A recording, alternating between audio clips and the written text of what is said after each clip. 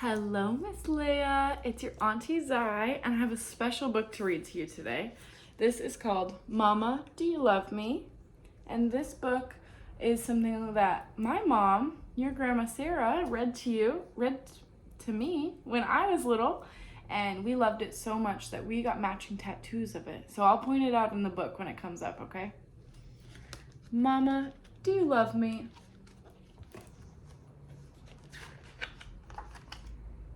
Oh, her and her mama.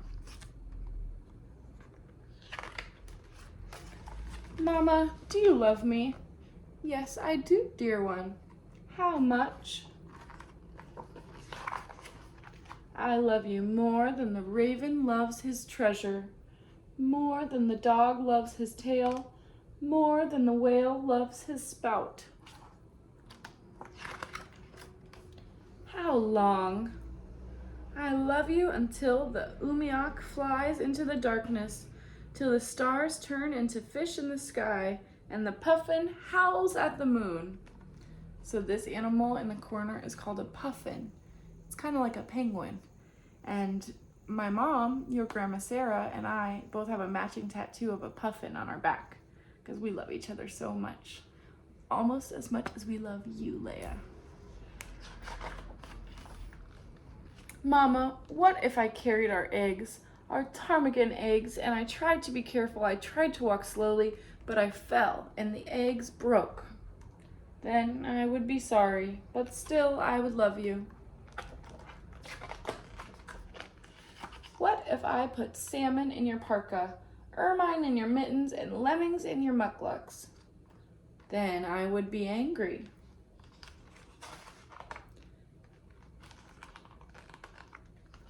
What if I threw water at our lamp? Then, dear one, I would be very angry, but still I would love you. What if I ran away? Then I would be worried. What if I stayed away and sang with the wolves and slept in caves?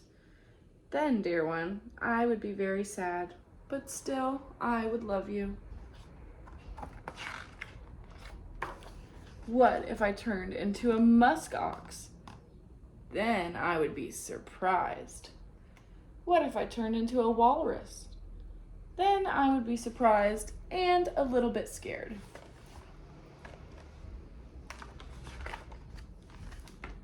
What if I turned into a polar bear and I was the meanest bear you ever saw and I had sharp, shiny teeth and I chased you into your tent and you cried?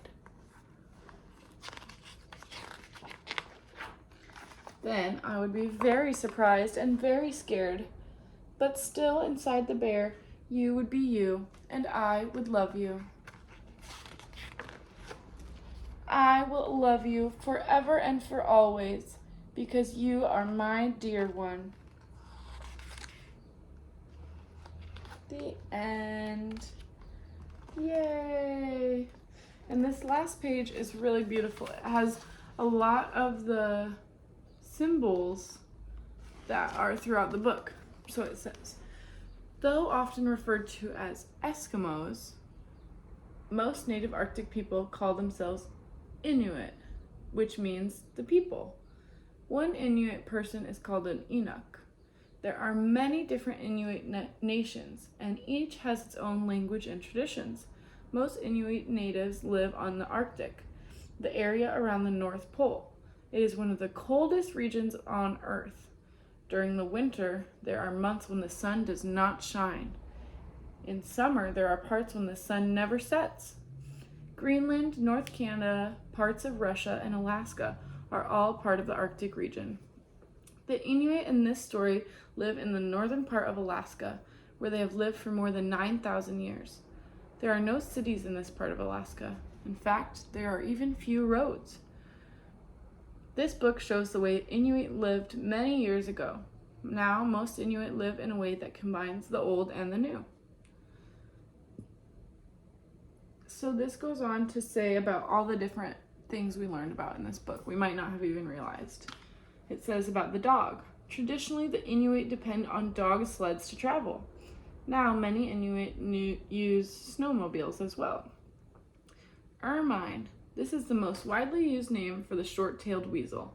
In the winter, its fur turns white, except for a black tip on his tail. This is when it's called an ermine. Igloo. This is the Inuit word for house. Because wood isn't available in many parts of the Arctic, there isn't enough sunlight for trees to grow. Some Inuit build their homes out of snow. We call these homes igloos. The Alaska Inuit, however, generally use igloos as a temporary hunting shelters. They build winter dugouts of whalebone, driftwood, and sod. In the summer, they live in tents. Many Inuit now live in modern houses. The lamp in an Inuit home was never left untended because it was such a vital part of daily survival. It was used to heat the home, melt snow for drinking water, dry clothing, and cook food. Lamps were carved out of soft stone and filled with oil from whale blubber and a wick of dried moss.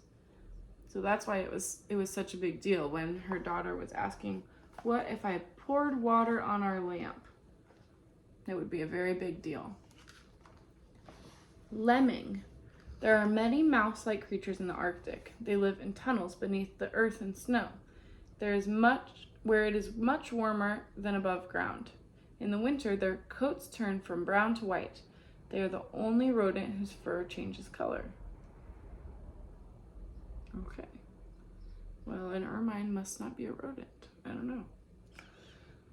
Now about masks.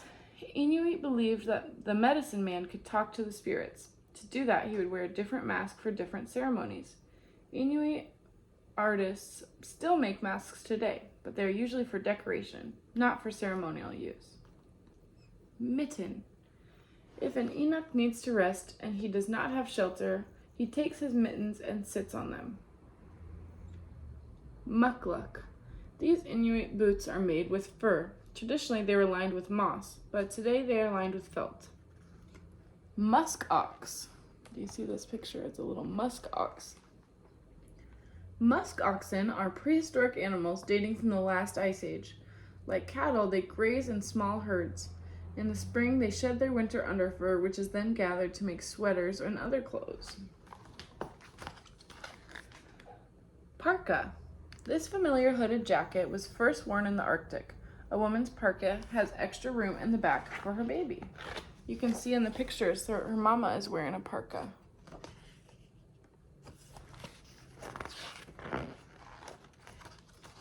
Polar bear. These are the largest of all bears. They live on huge islands of ice in the far north where they blend in with the white landscape. Nanook is its Inuit name. A polar bear is the most dangerous animal in the Arctic. This word says ptarmigan. These birds are found all across Alaska. They are snow white in the winter and they have feathered feet to protect them from the cold. They lay one egg every 7 days, and these eggs are a treasured food of the Inuit. There are 3 varieties of ptarmigan: the willow ptarmigan, the rock ptarmigan, and the white-tailed ptarmigan. The willow ptarmigan is the state bird of Alaska. Puffin.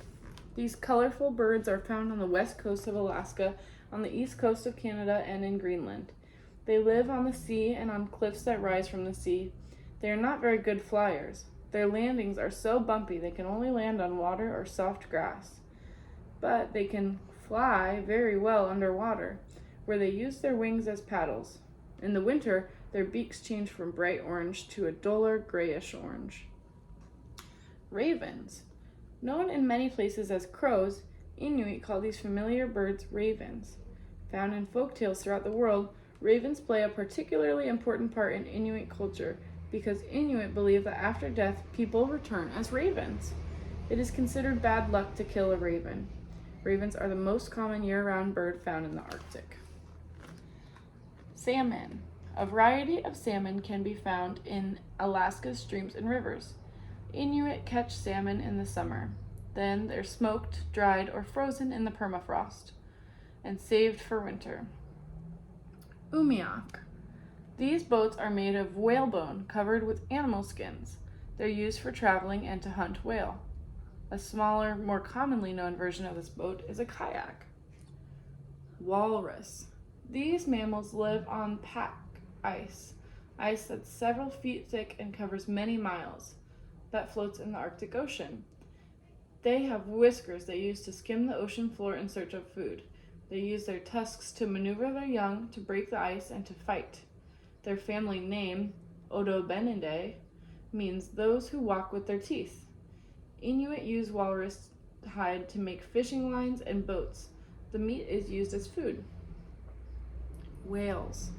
Whales are mammals, not fish. Their blubber can be used as both food and fuel. The Inuit hunt whale in the summer when the ice has broken up enough to move their umiaks through the water. Some whales common to the Arctic region are belugas, blue whales, and killer whales. The whale in this book is a bowhead. Wolves hunt together in packs, obeying a leader. They form close families and are gentle, playful parents to their young. So now we know a little more about Inuit and about the words we learned in this book. Thank you so much, book. I want to read you the last page again, just so we remember what the book was about. I will love you forever and for always, because you are my dear one. And Miss Leia, I will love you forever and for always, my dear one. Thank you so much for reading this special book with me. I love you so much, and it's such a joy to get to read together. I can't wait to see you soon. I love you.